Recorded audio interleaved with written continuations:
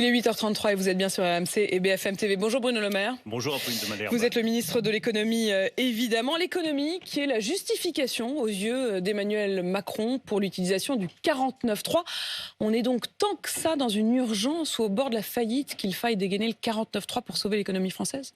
Non, mais nous sommes confrontés à des chocs qui sont puissants. L'économie française, elle se porte bien. Je rappelle que la Banque de France vient de rehausser sa prévision de croissance pour 2023 à 0,6%. Elle se rapproche donc de la prévision du gouvernement. Je dis depuis l'automne dernier que la croissance française résisterait.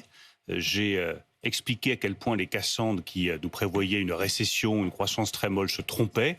La Banque de France vient de confirmer que la croissance française serait solide en 2023. C'est une excellente nouvelle. Elle revoit ses perspectives de croissance à la hausse. Elle revoit ses perspectives à la hausse à 0,6 et elle confirme, ce qui est le plus important pour nos compatriotes, que l'inflation devrait commencer à refluer vers mi-2023. Mais il n'en reste pas moins que nous sommes confrontés, oui, à des chocs qui sont importants.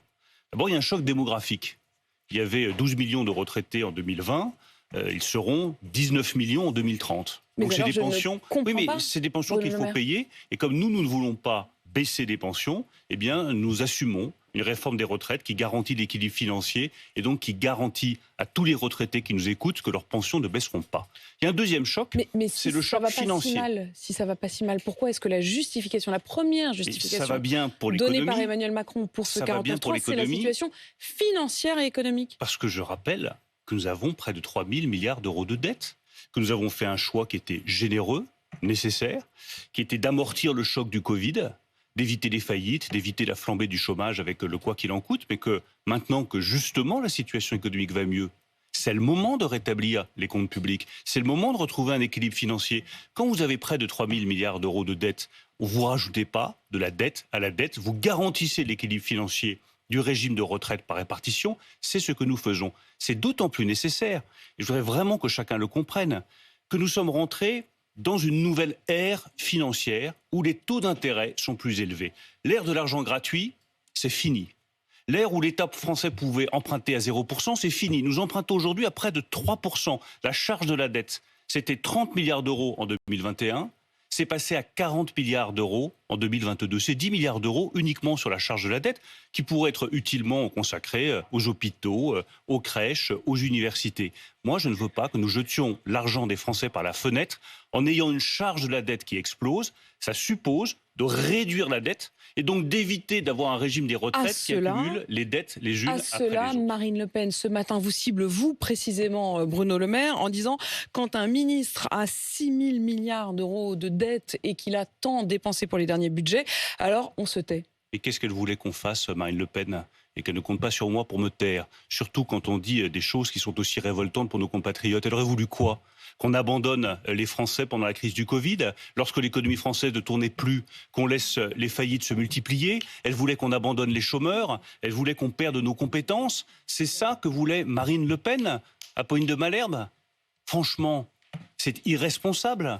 Donc nous avons pris les décisions justes, généreuses, nécessaires pour que notre économie soit protégée. Du coup, chiffre à l'appui, elle repart aujourd'hui. Donc les Français peuvent faire confiance aux évaluations du gouvernement, mais il n'en reste pas moins que maintenant que la situation économique se normalise, il faut baisser la dette pour que nous n'ayons pas une charge de la dette insupportable qui pèse sur nous et sur nos enfants. Et puis nous avions un troisième choc après le choc démographique et le choc financier, c'est le choc économique. Chacun voit bien que la Chine, les États-Unis de M. Biden, l'Allemagne sont en train d'investir massivement sur la décarbonation de leur économie. Ils investissent sur les véhicules électriques, sur les batteries. Je souhaite que la France réussisse la décarbonation et investisse massivement dans l'économie. Ça, c'est de l'argent de Quand vous l'employé. avez lancé ce débat sur la réforme des retraites, quand vous avez décidé du calendrier, vous, pas personnellement Bruno Le Maire, mais Emmanuel Macron et l'ensemble du gouvernement, vous saviez le contexte, vous saviez les difficultés, vous saviez l'inflation, vous saviez tout ça. Apolline de Malherbe, est-ce que vous m'avez entendu dire autre chose que la nécessité de rétablir en 2030 l'équilibre financier du régime de retraite par répartition? Mais ça ne sera pas le cas. Dans le texte tel qu'il est ressorti de la Convention. Ce sera le cas. Je garantis qu'en 2030, le régime des retraites sera à l'équilibre financier, que par conséquent, contrairement à ce que proposent les Marine Le Pen et consorts, nous ne baisserons pas les pensions de retraite et nous n'augmenterons pas les cotisations, donc les impôts des Français. Nous protégeons, contrairement à Marine Le Pen, le pouvoir d'achat des Français parce que nous refusons cette augmentation des impôts et nous refusons la baisse des pensions de retraite et nous garantissons l'équilibre financier en 2030. On peut rentrer dans la technique par des transferts de la branche des accidents du travail vers la maladie. C'est que vous me dites à l'instant, je garantis que les pensions, enfin les retraites, le système des retraites sera à l'équilibre en 2030. C'est effectivement la promesse que vous faisiez, que faisait notamment Olivier Dussopt au début de l'examen de ce projet. Mais ce qui ressort de la convention de la commission mixte paritaire est un projet qui n'est plus à l'équilibre. Vous aviez même de l'excédent promis en 2030, mais après toutes les concessions qui ont été faites à LR pour le résultat qu'on voit, il n'y a plus d'équilibre, il y a même petit peu de déficit. Je vous suis reconnaissant de reconnaître qu'il y a beaucoup de concessions dans ce texte. 7 milliards d'euros. 7 milliards d'euros de mesures d'accompagnement social. Là aussi, tous ceux qui disent... du coup, c'est ça moins de l'équilibre que mon premier métier. On peut pas dire une chose et son contraire. Je sais que le débat public est fait aujourd'hui, soit de contradiction, soit d'approximation, soit malheureusement trop souvent de mensonges. On ne peut pas nous dire à la fois, mais vous avez une réforme qui est brutale, et de l'autre nous dire, vous avez fait trop de concessions et trop de mesures sociales. Ces mesures sociales, elles sont nécessaires pour accompagner ceux qui ont démarré tôt, pour accompagner les femmes, pour accompagner ceux qui sont en situation d'invalidité. Nous avons mis 7 milliards d'euros de mesures d'accompagnement social. C'est généreux et c'est nécessaire. Le financement sera garanti pour qu'en 2030, il y ait l'équilibre financier, soit par la lutte contre les fraudes, soit par le transfert de la branche des accidents du travail vers la branche vieillesse. Ça veut dire que vous allez devoir trouver ailleurs les sous. Il faudra faire des transferts, bien entendu. Il faudra, je le reconnais bien volontiers, compléter les financements par les mesures que je viens d'indiquer, mais nous garantirons l'équilibre financier. Et je veux dire à quel point, de ce point de vue-là, cette réforme, parce qu'elle évite la baisse des pensions, parce qu'elle évite l'augmentation des impôts, parce qu'elle permet de travailler tous collectivement davantage, progressivement, pour financer notre modèle social qui est tout simplement le plus généreux de la planète. C'est la pierre d'angle de la transformation économique de la France. C'est pour ça que j'en fais une réforme qui est à mon sens vitale. La réforme des retraites est la pierre d'angle de la transformation économique de notre pays parce qu'elle va entraîner plus de travail collectif, donc plus de prospérité, donc la capacité à garantir la prospérité de nos enfants. Je voudrais qu'on voit la suite aujourd'hui et dans les jours qui viennent, voire même la suite d'ici la fin du quinquennat, savoir quels sont les outils qui restent à votre portée. D'abord la suite aujourd'hui, à la fois à l'Assemblée et dans la rue. À l'Assemblée avec ces 2 motions de censure et dans la rue avec cette colère qui, jour après jour, dans des manifestations plus ou moins spontanées, s'exprime d'abord à l'Assemblée. Ces 2 motions de censure, est-ce qu'il y en a une des 2 que vous craignez? On apprend à l'instant par la voix d'Aurélien Pradié que 15 députés LR voteront la motion de censure déposée par Charles de Courson. Il faut toujours faire preuve d'humilité quand on se confronte à un vote, que ce soit le vote direct de nos compatriotes ou que ce soit un vote des représentants des Français au Parlement.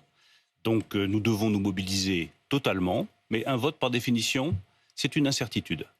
Donc je le dis avec beaucoup... Vous dites, à ce stade, on ne sait pas si on est là ce soir. Non, je pense que ce sera le cas et évidemment, je le souhaite. Je rappelle à quel point cette réforme des retraites est un principe de réalité, de responsabilité. Quelle est la pierre d'angle qui va permettre à notre pays de garantir sa prospérité, ses emplois, le financement de notre modèle social qui est, je le redis, le plus généreux au monde, qu'il va nous éviter aussi des difficultés de point de vue financier. Mais je le dis avec beaucoup d'humilité. Je le dis avec beaucoup d'humilité. Un vote est un vote, avec sa part d'incertitude. Emmanuel Macron qui a fait savoir qu'il souhaite, je cite, que la réforme puisse aller au bout de son cheminement démocratique dans le respect de tous. Est-ce que les mots ont été véritablement bien choisis quand on voit que c'est par un 49-3 et qu'il y avait un record de monde dans la rue? Est-ce vraiment le cheminement démocratique et le respect de tous? Et bien sûr. Enfin, je trouve qu'on a la mémoire courte. On a la mémoire courte, Apolline de Malherbe. Enfin, cette réforme des retraites, elle a été proposée il y a 1 an, en 2022, par le président de la République, candidat à l'époque, dans sa campagne présidentielle. Elle a été ensuite proposée par les candidats à la députation dans le programme de la majorité. Elle a été ouverte à la discussion des syndicats, certains d'ailleurs ayant refusé cette discussion. Ensuite, elle a fait l'objet d'une présentation au Parlement. Nous avons reculé, je le rappelle, de 4 mois la présentation de ce texte pour donner le temps, ça devait être fin 2022, on l'a décalé à début 2023, pour laisser le temps à la concertation, au dialogue. Nous avons une réforme où, à l'origine, l'âge légal de départ était à 65 ans. Nous l'avons abaissé à 64 ans. Nous avons complété, comme vous l'avez parfaitement rappelé, de 7 milliards d'euros de mesures d'accompagnement des plus fragiles. Il y a eu un vote au Sénat, majoritaire. Il y a eu un vote de la commission mixte paritaire, 10 voix pour, 14 voix contre. Il y a eu des centaines d'heures de débat à l'Assemblée nationale.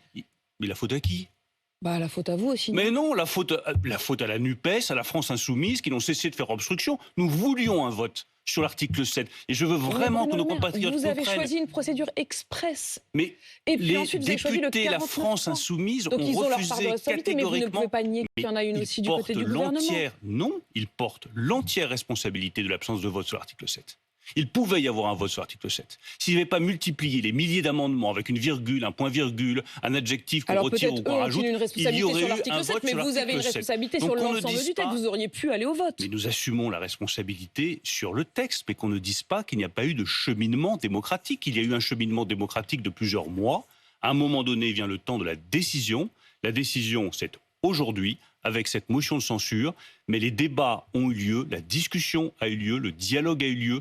Le texte est entré avec certaines caractéristiques. Elles ont été profondément modifiées à la fin de ce dialogue. Je le rappelais, et s'il n'y a pas eu de vote sur l'article 7, c'est parce que systématiquement, méthodiquement et volontairement, la France Insoumise a fait obstruction pendant les débats. Bruno Le Maire, quand vous voyez qu'il y a des députés, y compris au sein de la majorité Renaissance, qui se disent dépités de ce choix de 49.3, le député Renaissance des Côtes-d'Armor, Éric Bothorel, qui écrivait « J'oscille entre colère et déception après ce 49.3, défaite ou victoire au vote, la démocratie aurait parlé ». Quand vous voyez Richard Ramos, proche de la majorité, du côté du MoDem, lui, il dit « Il faut un gouvernement qui rebatte les cartes avec des ministres capables d'écouter le peuple français et pas une bande d'arrogants qui expliquent aux Français pourquoi ils sont idiots ».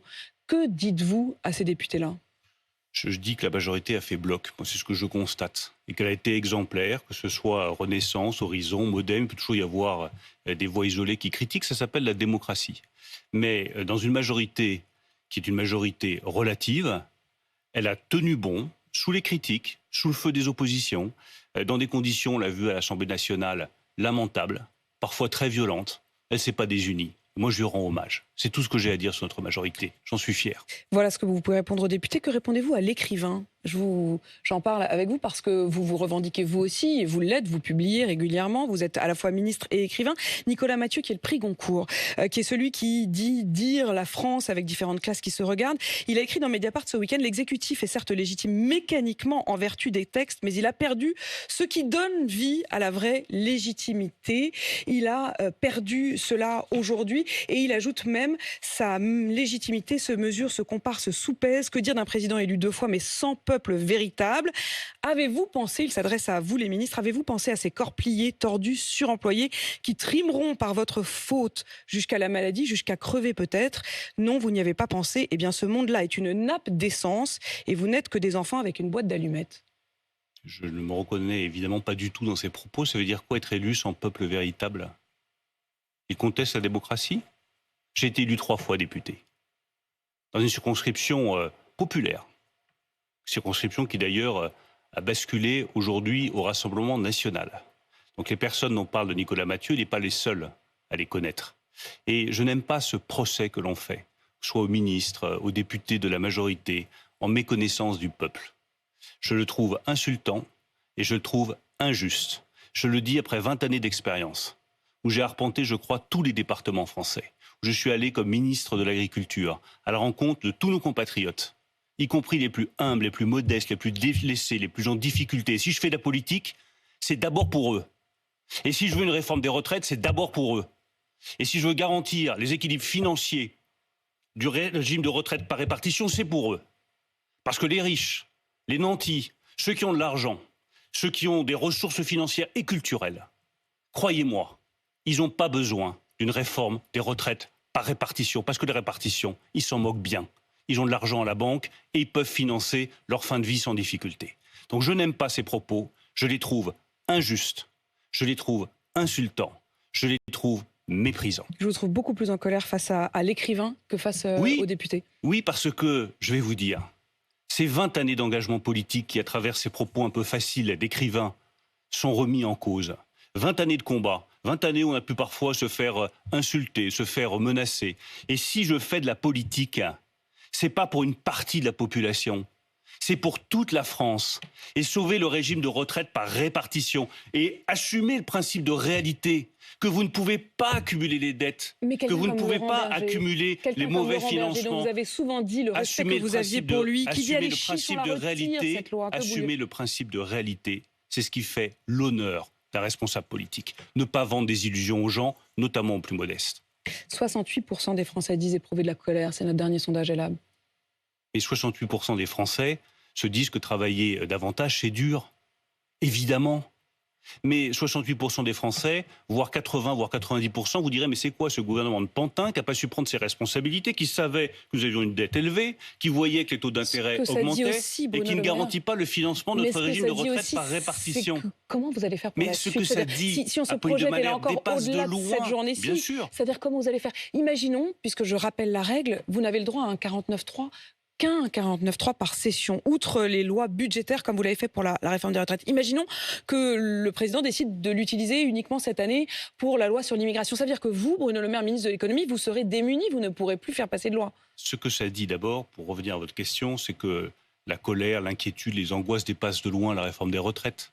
C'est une inquiétude par rapport au travail, par rapport à la considération, par rapport à la dignité, par rapport à la manière dont on peut vivre avec son salaire. Comment est-ce qu'on peut vivre dignement avec son salaire, payer son loyer, rembourser ses traites, alimenter correctement ses enfants, faire ses courses, pouvoir peut-être se payer un ciné, un resto, peut-être partir en vacances. C'est ça la colère des gens qui disent je travaille et malgré tout je n'arrive pas à vivre correctement. Nous entendons. Donc qu'est-ce qu'il faut faire pour la suite avec beaucoup de modestie, d'humilité, de considération pour chacun? D'abord, s'intéresser à cette question du travail. Comment est-ce que l'on fait pour que le travail soit mieux rémunéré dans notre pays? On a déjà fait beaucoup, ça a été le fil rouge du quinquennat passé d'Emmanuel Macron. On peut faire davantage. Moi, je souhaite que nous transcrivions le plus vite possible dans le texte législatif le remarquable accord qui a été conclu entre tous les syndicats, notamment par Laurent Berger, sur l'intéressement, la participation et les primes obligatoires pour toutes les entreprises, y compris les PME. Ça, c'est une première avancée et je pense qu'on peut trouver facilement une majorité là-dessus. Je souhaite qu'on avance vite sur l'industrie verte et la décarbonation de notre industrie, parce que je ne veux pas que la France prenne du retard par rapport aux États-Unis, à l'Allemagne ou à la Chine. Là aussi, on peut trouver, il me semble, une majorité à l'Assemblée nationale sur un texte comme l'industrie verte, et une majorité qui soit très large, pas uniquement avec des républicains, peut-être aussi avec des socialistes, peut-être aussi avec des écologistes. Donc pour vous, le quinquennat n'est pas fini, en quelque sorte, il reste la possibilité de trouver des accords et des majorités sur des plans importants. Nous devons et nous pouvons trouver des majorités larges sur des textes qui répondent aux inquiétudes de nos compatriotes. Il y a plusieurs points encore.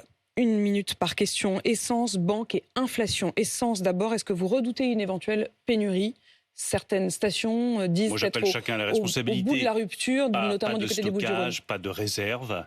Et nous prendrons nos responsabilités si les choses devaient continuer à être bloquées. Du côté des banques, UBS a donc annoncé qu'elle allait racheter Crédit Suisse pour 3 milliards de francs suisses. Elle valait le double avant le week-end. Est-ce que malgré tout, ça vous paraît une bonne nouvelle? Est-ce que ça vous rassure? Oui, c'est un bon accord qui a été trouvé par le gouvernement suisse. J'ai eu mon homologue suisse au téléphone longuement vendredi. Je me réjouis de cet accord. C'est un bon accord. Pour autant, nous parlons d'une banque qui a un bilan de plus de 750 milliards d'euros. Donc c'est une banque qui pèse lourd dans le contexte européen. Donc nous restons extrêmement vigilants sur la réaction des marchés. Et est-ce que les banques françaises vous paraissent suffisamment... Non, les banques françaises sont solides. Ça, je veux Elles vraiment sont solides le dire. Parce que le gouverneur de la Banque de France a indiqué ce matin que donc Crédit Suisse racheté par UBS avait souffert de difficultés et de contrôle interne insuffisant. Est-ce que vous nous dites ce matin que les banques françaises, elles, ont en effet été testées régulièrement? Elles ont été testées régulièrement et ça rejoint ce que je vous disais sur la difficulté en politique, c'est de prendre sur soi la réalité. Là où certains vendent des illusions ou des chimères. Oui, nous avons imposé des règles extrêmement strictes aux banques françaises. Ça s'appelle Bâle 3. Oui, lorsqu'il a fallu les négocier, je l'ai fait avec les banques françaises. Elles n'étaient pas satisfaites. Elles disaient ça va nous coûter trop cher. C'est des ratios prudentiels, des ratios de liquidité qui sont trop élevés. C'est difficile. Finalement, nous avons trouvé un accord. Nous avons imposé des règles les plus strictes au monde. On est bien content de les avoir aujourd'hui. Bruno Le Maire, les députés s'apprêtent quand même à voter, en effet, certains textes, et notamment celui sur la question des marges de la grande distribution. Michel-Édouard Leclerc, qui était mon invité ce matin sur RMC, dit qu'il ne comprend pas, qu'il y a un peu le good cop, le bad cop dans le gouvernement, que vous faites partie de ceux qui se disent les gentils, et que les mauvais, ce serait plutôt du côté du député de Creushailles. En gros, il dit d'un côté, on nous demande de faire un panier anti-inflation, et de l'autre, on s'apprête à voter une loi qui va nous empêcher de faire des méga promos et de rogner sur nos marges. De quel côté êtes-vous ? Il n'y a ni good cop ni bad cop. Il y a un équilibre à trouver. Là aussi, c'est le rôle de l'État et c'est le rôle de la politique de trouver un équilibre. Là où je rejoins Michel-Édouard Leclerc, je pense que la proposition des Creushailles est une très bonne proposition. Je verrai le député des Creushailles d'ailleurs dans quelques heures. En revanche, je trouve un peu paradoxal de dire que nous voulons les prix les plus bas pour nos compatriotes et dans le même temps limiter les promotions sur les DPH, les produits détergents, produits d'hygiène, à 34%. Donc vous allez lui demander de retirer cette partie-là de sa loi ? Je serais favorable à ce qu'on autorise Michel-Édouard Leclerc et tous les distributeurs à faire des promotions, pas simplement à 34% sur les shampoings, les produits d'hygiène, les produits détergents, mais jusqu'à 50%. Voilà la proposition que je fais et j'espère que nous trouverons un accord avec M. Descrozaille. La deuxième chose que je demande, c'est que les négociations commerciales entre les grands industriels et les distributeurs rouvrent dès le mois de mai. Parce que je regarde de près ce qui se passe sur les marchés. Ce qui permettra de racheter à la baisse. Bien sûr, c'est ce qui me permet de dire et de rappeler, de confirmer que l'inflation devrait refluer mi-2023. Je vois que tous les prix des produits alimentaires de gros baissent sur les marchés. Je voudrais bien que lorsque le prix du blé baisse, le lendemain, le prix du paquet de pâtes baisse. Ce que j'ai du mal à comprendre, un peu une de Malherbe, lorsque le prix du blé monte, le lendemain, le prix du paquet de pâtes augmente. Lorsque l'inverse se produit, il faut que les Français le voient. Et donc, nouveau dans round leur ticket de négociation. Bruno Le Maire, ministre de l'économie, merci à vous. Merci à vous.